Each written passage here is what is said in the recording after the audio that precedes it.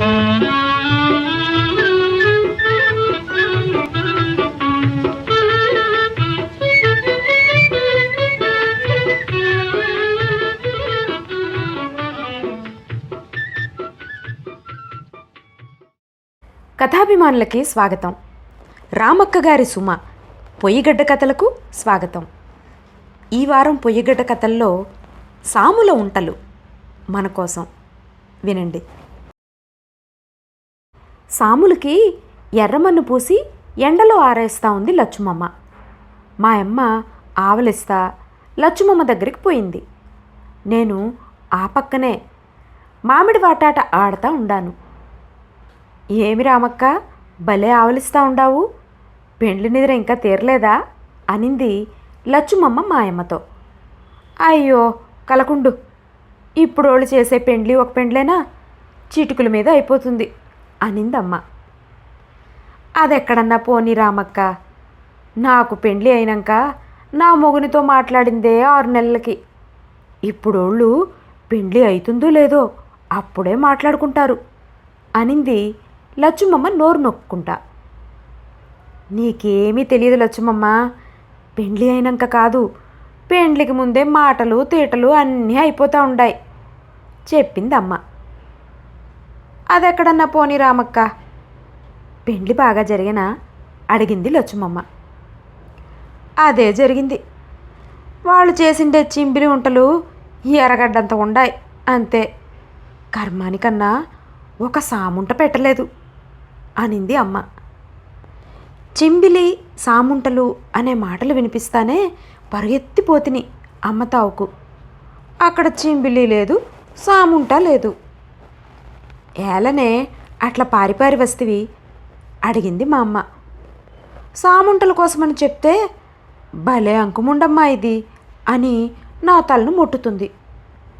ఒక్క చిటుకుసేపు యోచించి, కాదుమా, నీ పెండ్లి శుద్ధిని చెప్తా ఉండావేమో వింటామని వస్తుని అంటిని.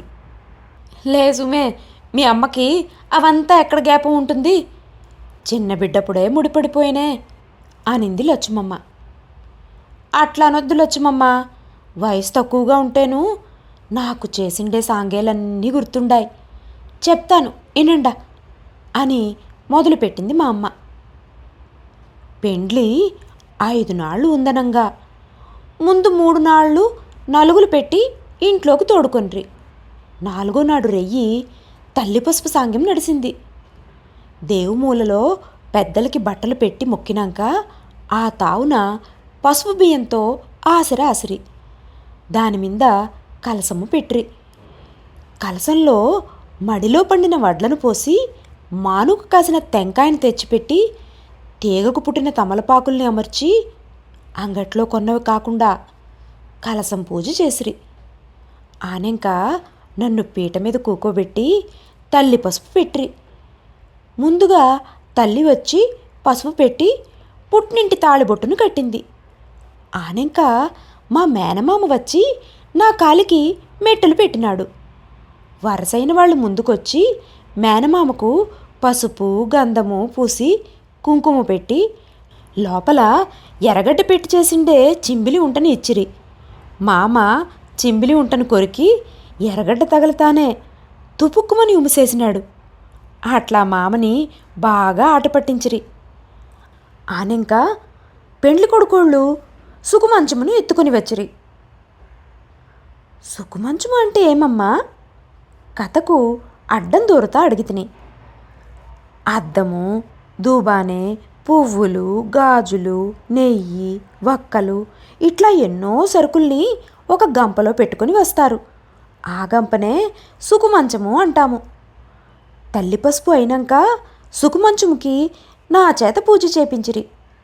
సుకుమంచమును ఎత్తుకొని వచ్చిన వియ్యమోళ్లకు తినేకి సంగటి పెట్టిరి. ఆ ముద్దల్లో లోపల టెంకాయ చిప్పను పెట్టి వాళ్లకు ఇచ్చిరి. వాళ్ళు రవంచ తినినాక వాళ్ళ చేతికి టెంకాయ చిప్ప వచ్చింది. దాన్ని చూసి సిగ్గుపడి పట్టో పరుగు బయటికి. తల్లి పసుపు ఆయే, సుకుమంచముకు పూజ చేసింది ఆయే, సప్పరము వేసి గాజులు తొడిగించింది ఆయే. ఇరుగింటోళ్ళు పొరుగింటోళ్ళు వచ్చి పసుపు పెట్టింది ఆయే. అప్పుడు ముహూర్తానికి పోతిమి.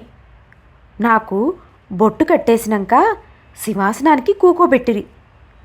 ముహూర్తం అయినాక పెండ్లి కొడుకును పెండ్లి కూతుర్ని నలుగుకు కూకోబెట్టేది. చిన్న చిన్న మక్కిర్ల నిండా చింబిలి, సాముంటలు, చల్లిపిండి, బురుగుంటలు, మామిడికాయలు, సేపుకాయలు పెట్టి నలుగు పెట్టిరి. మా ముందరుండే కంచు తట్టల్లో చుట్టాలు పక్కాలు అందరూ ముయ్యి పెట్టిరి. అనేంక అందరూ పచ్చిగింజల చారు సంగటితో భోజనాలు తిండ్రి. ఆ చారుగముల్ని ఇప్పటికీ చెప్పుకుంటారు మా ఊర్లో, అంత బాగా చేసిండ్రి అని పెండ్లి పురాణాన్ని నిలిపింది మా అమ్మ. అమ్మ చింబిలి ఉంటల్ని 4-5 సార్లు తినిండాను. సాముంటల్నే ఇంతవరకు నోట్లోనే పెట్టలేదు. కండ్లతో చూడను కూడా లేదు మా. నాకు ఈ పొద్దు సాముంటలు చేసి పెట్టాల్సిందే అంటిని. దీని దగ్గర తినేకులు శుద్ధి ఏమన్నా మాట్లాడితేమో చేసి పెట్టే వరకు ఇడిసేది లేదమ్మా అనింది అమ్మ. బిడ్డ నోరిడిసి అడిగింది, చేసి పెట్టుపో రామక్క అంట ఆరేసిండే సాముల్ని మా అమ్మ చేతికి ఎత్తిచ్చింది లచ్చుమమ్మ. మా అమ్మ సాముల్ని ఎత్తుకొని ఇంటికి వచ్చి బాగా దంచి పొట్టు చెరిగి బియ్యము చేసుకొనింది. సుమారు 1 కిలో సాము బియ్యాన్ని వేపింది. వేగిన బియ్యాన్ని రాగురాయిలో పోసి రవ్వ రవ్వగా విసిరింది. అనేంక పొయ్యి మీద సట్టిపెట్టి నూలంత నీళ్లు పోసి 1 కిలో తరిగిన బెల్లాన్ని వేసి చింబిలి ఉంటలకు పట్టినట్లు పాకం పట్టింది. అనేంక తురిమిన కొమ్మిరి, ఏలక్కాయలు వేసి సాముల రవ్వను కూడా పాకంలో పోసి బాగా కలిపి ఉడుకు ఆరక ముందరనే తేమ బట్టతో ఉంటలు చేసింది. గుమ్మనే గమ్ములతో కమ్మటి రుచితో నిండిన సాముంటలు ఆ పొద్దు నా నోట్లో ఎన్ని నలిగిపోయినాయో చెప్పేకి లెక్కలేదు. సాము బియ్యంతో బువ్వ వండుకొని కమ్మటి పెరుగు పోసి కలుపుకొని తింటే చాలా బాగుంటుంది. ఎండాకాలంలో చలువ చేస్తుంది సాము బువ్వ. ఇది సాముల ఉంటలు కథ. ఇదే ఈ పొయ్యిగడ్డ కథల ప్రత్యేకత. ఒక్క సాముల ఉంటలనే రుచి చూపించారా రామక్క గారు సుమ. అక్కడ జరిగే పెళ్ళిళ్ళు, వాళ్ళ ఆచారాలు ఎంత బాగా తెలిసాయో కదా మనకి. ఇది ఈసారికి. వచ్చేసారి మరో పొయ్యిగడ్డ కథతో మీ ముందుకు. అంతవరకు సెలవు. నమస్కారం.